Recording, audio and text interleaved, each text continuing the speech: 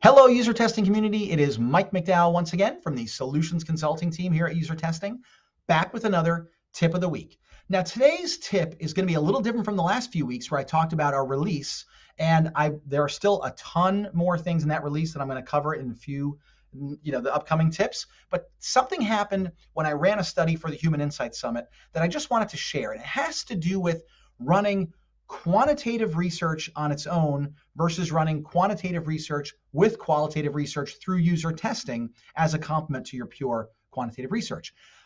Sometimes we know that when people answer surveys, they will selectively remember things, or they might change things in their minds because of what they think the reason was. And the prime example of this is when you ask somebody after an experience, wasn't this experience easy or difficult?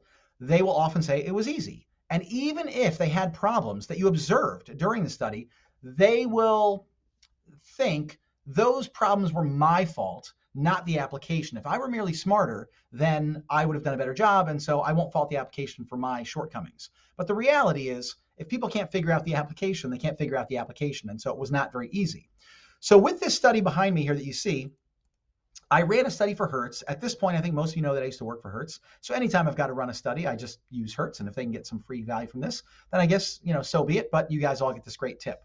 I ran a study about finding the best deal in New Orleans for the upcoming weekend on a car of your choice. And I used the quick answer template for this, a quick answer test website usability, which is here. And I'm going to start off with my results screen here. And you can see in the results screen that the number one thing, the primary metric was, how did you think this experience was? Almost everybody chose very easy for this. So it comes here. It says, most people chose very easy. And so I think, well, that's great, right? It's amazing. Everyone said my process was very easy. But when I switch over to my metrics tab to sort of look deeper into my analysis for this study, I scroll down here and I look at my interactive path flow. And my interactive path flow, as you'll recall, is the experience of people going through the process. Seeing what pages they went to. Now, this is a fairly tight interactive path flow for people trying to find the best deal. So when I go over to my intent view, which full transparency, I have customized this already. It took me about less than 2 minutes to do this. What I see is people submitting the homepage to get vehicles and rates. Then they're just sorting by price when they get the ensuing vehicle list.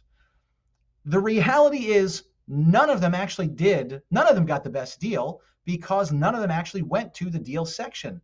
If I go back to the Hertz website, you'll see they actually have a deal section with 4 categories of deals here.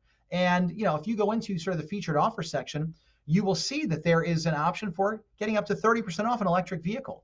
Nobody discovered that. And even people in the study mentioned electric vehicles and that they thought it was nice that they had electric vehicles, but they were concerned about renting an electric vehicle because they didn't know where the charging stations were. And this is exactly the kind of thing that a deal might have pushed them into that electric vehicle. So none of them actually went into the deal section. So as great as it was, and they all thought that by sorting by price and finding the car and getting it priced low to high, they got the best deal, they really didn't. And they weren't aware of that because they didn't realize to go click in the deal section. And this is something I never recommend, but I kind of telegraphed it a little bit. You can see here, find the deal that saves you the most money. Now, I would never typically call it the same thing as in the navigation, but I really wanted to see them go through the flow of the actual deals, which they simply did not do. So this is something that is exposed in a user testing study, details on the metrics tab here that you simply will not get if you're doing a pure quantitative research survey or just getting a quantitative analysis after someone completes a task. You're just not going to see this.